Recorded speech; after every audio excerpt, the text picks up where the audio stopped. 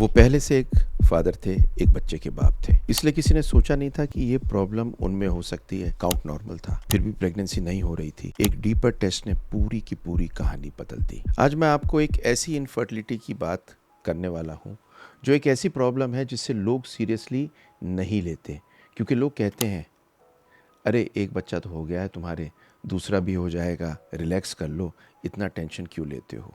लेकिन जो second baby की वेट कर रहा होता है उसका दर्द बिल्कुल छोटा नहीं होता।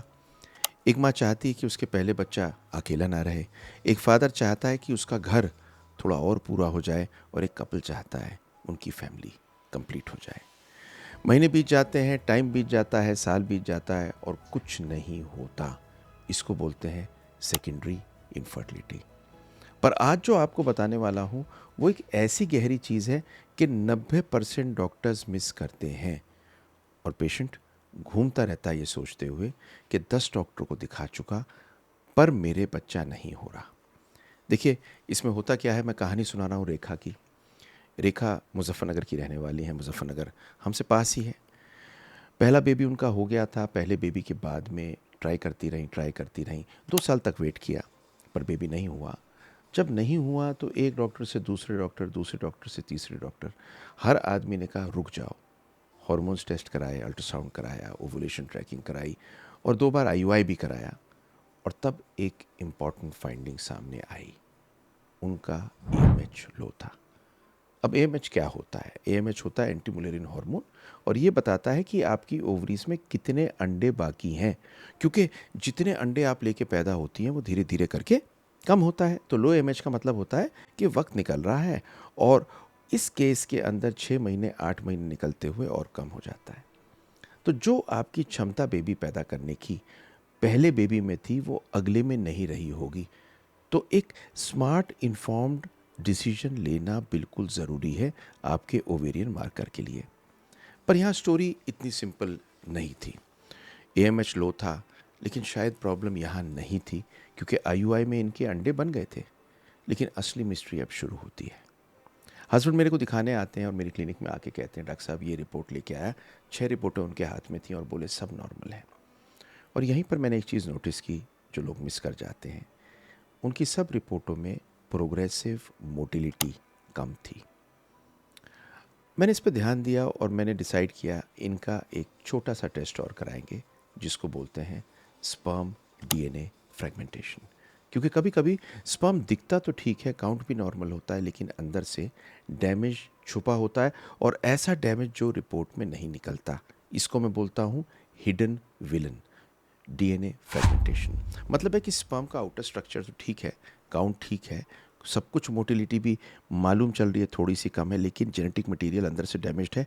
और जब डीएनए डैमेज्ड होता है तब फर्टिलाइजेशन के बाद एम्ब्रियो कई बार नहीं बनता, कपल कंफ्यूज होता है, रिपोर्ट नॉर्मल लगती है, प्रेगनेंसी नहीं होती, और प्रेगनेंसी होती है तो कई बार अबॉर्शन हो जाता है।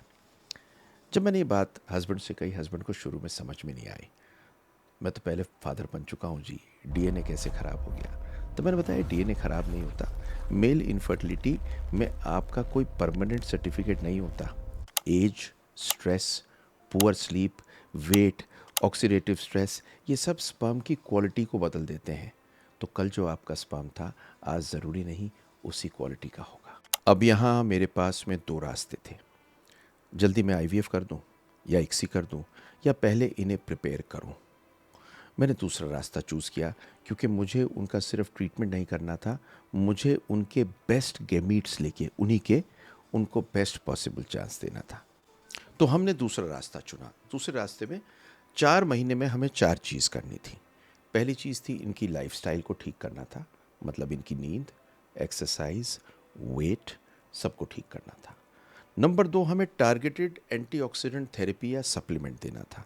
मेल के अलग, फीमेल के अलग, एएमएच के लिए अलग, और इनके स्पर्म के डीएनए के लिए अलग सप्लीमेंट।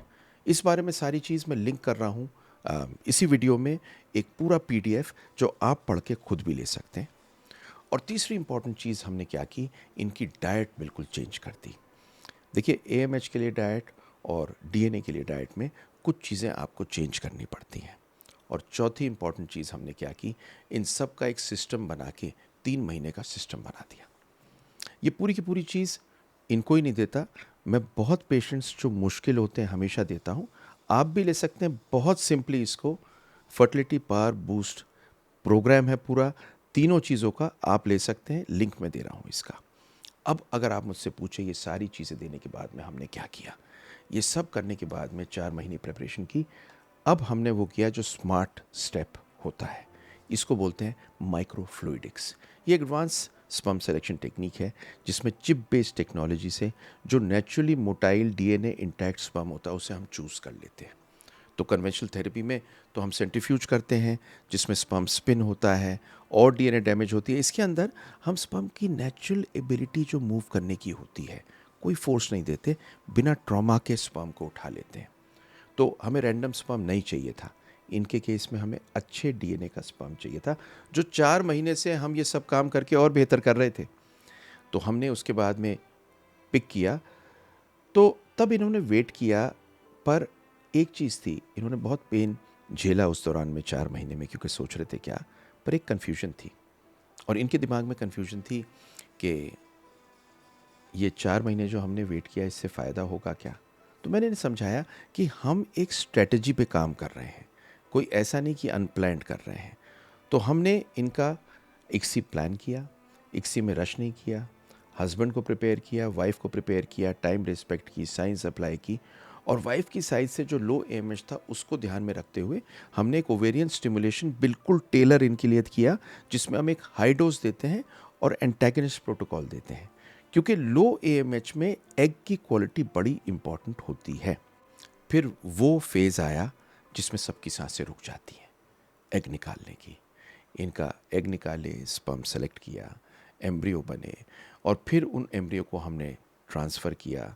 और एम्ब्रियो ट्रांसफ़र किए उस दिन पता क्या हुआ, उस दिन 4 महीने की मेहनत, डायग्नोसिस की पहचान, माइक्रोफ्लूइडेट ने एक उम्मीद बना दी। और पता है क्या, ये कंसीव हो गई। और कंसीव होने के बाद में, क्योंकि ऑलरेडी इनका एएमएच लो था, थोड़ी एज ज़्यादा थी, इनको आईयूजीआर रहा, पर आईयूजीआर को भी मैनेज किया प्रॉपर्ली, और आज इनकी डिलीवरी होने वाली है। तो चलिए, एक हेल्दी बेबी जो हमें ये याद दिलाता है कि कभी कभी प्रॉब्लम वहाँ नहीं होती जहाँ सब देखते हैं, प्रॉब्लम वहाँ होती है जहाँ बहुत कम लोग देखते हैं, लेकिन मिलनी ज़रूरी है। और 5 लेसन इससे जो मैं आपको बताने वाला हूँ, जो इस स्टोरी से एक एक जने को समझनी है। लेसन नंबर 1, पहले फादर अगर आप बन चुके हैं, इसका मतलब ये नहीं है कि फर्टिलिटी सेम होगी। मेल फर्टिलिटी स्टैटिक नहीं होती, बदलती रहती है। Lesson number 2, normal sperm count का मतलब नॉर्मल फर्टिलिटी नहीं होती। मोटिलिटी, मॉर्फोलॉजी के साथ में एक डीएनए इंटीग्रिटी बहुत इंपॉर्टेंट होती है जो मैटर करती है, और साथ में नंबर तो है ही। लेसन नंबर 3, लो मोटिलिटी एक छोटा सी चीज़ समझ लेते हैं लोग, कभी कभी ये एक डीपर प्रॉब्लम को दिखाती है। Lesson number 4, DNA fragmentation testing, ये सेलेक्टेड टेस्टिंग एक गेम चेंजर है, सरफेस की रिपोर्ट से डीपर जाना ज़रूरी है। लेसन नंबर 5, इक्सी की सक्सेस बहुत सारी चीज़ों में होती है। हमेशा कहता हूँ आईवीएफ एक मोतीचूर का लड्डू नहीं है, सबके लिए अलग अलग है, पहले प्रिपेयर करना है। और इनफैक्ट मैं तो ये कहता हूँ कि अगर आप नॉर्मली भी बेबी ट्राई कर रहे हैं तो आपको ऑप्टिमाइज़ करना है। लिंक में दे रहा हूँ, इसको ले लीजिएगा, यूज़ करिए, दोनों हस्बैंड वाइफ घर पे, हो सकता है नेचुरली ही बेबी आपको पैदा हो जाए। तो अगर आप सेकंड बेबी के लिए ट्राई कर रहे हैं या पहला बेबी आपको नहीं हो रहा, तो टेंशन मत लो, बच्चा होने से पहले पूरी सक्सेस के बारे में समझ लो। एक एक चीज़ जो मैंने इस वीडियो में कही है गौर से समझ लो, क्योंकि प्रेजेंट को चेक करो, डीपर इन्वेस्टिगेट करो, क्योंकि कभी कभी बेबी का डिले एक हिडन डायग्नोसिस की वजह से होता है, और जब डायग्नोसिस मिल जाता है तो होप वापस आ जाती है। फर्टिलिटी में सबसे बड़ी चीज़ प्रॉब्लम को ढूंढना होता है, और सबसे डेंजरस चीज़ होती है जब प्रॉब्लम को आप नॉर्मल समझ लेते हैं।